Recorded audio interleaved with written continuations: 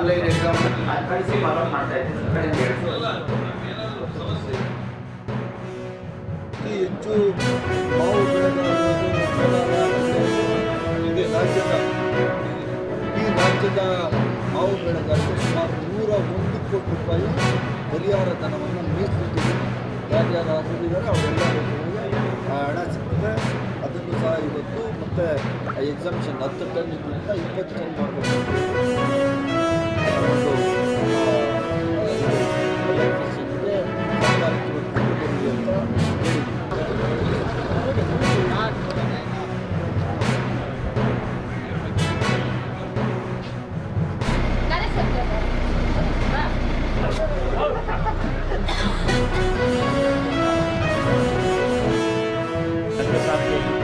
ಅದೀಗ ನಿಂತೋಗಿತ್ತು. ಅಗ್ರ ಸಾರಿಗೆ ಪ್ರಾರಂಭ ಆಗ್ತಾ ಇದೆ. ಆದ್ದರಿಂದ ಎಲ್ಲ ನಾಗರಿಕರಿಗೂ ತುಂಬ ಅನುಕೂಲ ಆಗುವಂಥ ರೀತಿಯಲ್ಲಿ ಈಗ ಸರ್ಕಾರ ಮಾಡಿದೆ. ತುಂಬ ಕಡಿಮೆ ವೆಚ್ಚದಲ್ಲಿ ಆಟೋಗಳಿಗಿಂತ ತುಂಬ ಕಡಿಮೆ ಖರ್ಚಲ್ಲಿ ಹಾಸ್ಪಿಟ್ಲ್ಗಳಿಗೆ, ಶಾಲೆಗಳಿಗೆ ಮತ್ತು ನಗರದ ಎಲ್ಲಿ ಅವರು ಹೋಗಬೇಕನ್ನೋ ಜಾಗಕ್ಕೆ ಆಟೋಗಳು ದುಬಾರಿಯಾಗಿತ್ತು. ತುಂಬ ಕಡಿಮೆ ಇದರಲ್ಲಿ ನಗರ ಸಾರಿಗೆಯಲ್ಲಿ ಅನುಕೂಲ ಆಗ್ತಾಯಿದೆ ಜನರಿಗೆ. ಮಾರ್ಗದಲ್ಲಿ ಅವಕಾಶಗಳು ಚೆನ್ನಾಗಿದೆ. ಸಾಕಷ್ಟು ನಿಲುಗಡೆಗಳು ಕೊಟ್ಟಿದ್ದೀವಿ.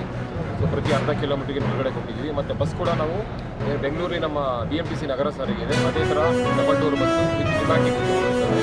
ಸೀಟ್ ಕೂಡ ಸಿಟಿ ಬಸ್ ಥರ ಸೀಟ್ ಇರ್ತದೆ. ನಮ್ಮ ಕಾರ್ಪೊರೇಟ್ಗೆ ATM ಮೆಷಿನ್ ಬರುತ್ತೆ, ಮಿಷನ್ ಟಿಕೆಟ್ ಕೊಡ್ತಾರೆ. ಮತ್ತು UPI ಪೇಮೆಂಟ್ ಕೂಡ ಇದೆ. ಚಿಲ್ಲರೆ ಸಮಸ್ಯೆ ಹಿಂದೆ ಆಗ್ತಾ ಇದೆ. ಇದರಲ್ಲಿ ಶಕ್ತಿ ಟಿಕೆಟ್ ಕೂಡ ಮಾನ್ಯ ಆಗಿದೆ. ಸೊ ನಮ್ಮ ಮಹಿಳಾ ಏನಿದ್ದಾರೆ ಪ್ರಯಾಣಿಕರು ಅವರು ಸಹಿತ ಇದನ್ನು ಸದುಪಯೋಗ ಮಾಡ್ಕೊಳ್ಳೋಕೆ ಅವಕಾಶ ಇದೆ. ನಾನು ಅಂದ್ಕೊಳ್ತೇನೆ, ಇವತ್ತೇ ತಕ್ಷಣ ಅರಣ್ಯ ಅಧಿಕಾರಿಗಳಿಗೆ ಮತ್ತು ಪೊಲೀಸ್ ಇಲಾಖೆಗೆ ತಾಕೀತು ಮಾಡಿ ಅಲ್ಲೇನು ಕಾರ್ಯಾಚರಣೆ ನಡೀತಾ ಇದೆ, ದಲಿತರ ಮೇಲೆ ಅಲ್ಲಿ ಗದಾಪ್ರಹಾರ ಮಾಡ್ತಿದ್ದಾರೆ, ಜಮೀನುಗಳನ್ನು ಕಸಿದುಕೊಳ್ತಕ್ಕಂಥದ್ದು, ಅನೇಕ ರೈತರು ಅಲ್ಲಿ ಧರಣಿ ಮಾಡ್ತಿದ್ರೆ ಅವರನ್ನು ಎತ್ತಿ ಪೊಲೀಸ್ನವರು ತೆಗೆದುಕೊಂಡೋಗಿ ಅರೆಸ್ಟ್ ಮಾಡೋದು, ದಾರಿ ತಪ್ಪಿಸ್ತಕ್ಕಂಥ ಕೆಲಸವನ್ನು ಮಾಡ್ತಿದ್ದಾರೆ.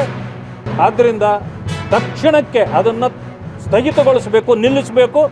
ಅದಾದ ನಂತರ ತೀರ್ಮಾನ ಕೊಡಬೇಕು. ಯಾಕಂದರೆ ಅರಣ್ಯ ಇಲಾಖೆ 1950 ಅಲ್ಲೇ ರೆವಿನ್ಯೂ ಇಲಾಖೆಗೆ ಆ ಜಾಗವನ್ನು ಹಸ್ತಾಂತರ ಮಾಡಿ ಆಗೋಗಿದೆ. ಇದನ್ನು ಅರಣ್ಯ ಅಧಿಕಾರಿಗಳು ಕೂಡ 90ರಲ್ಲಿ ನಮಗೆ ಎಂಡಾರ್ಸ್ಮೆಂಟ್ ಕೂಡ ಕೊಟ್ಟಿದ್ದಾರೆ. ಮತ್ತು 5-6 ಸ್ಟೇ ಆರ್ಡರ್ಗಳು ಕೂಡ ಅದರ ಮೇಲೆ ಇದೆ.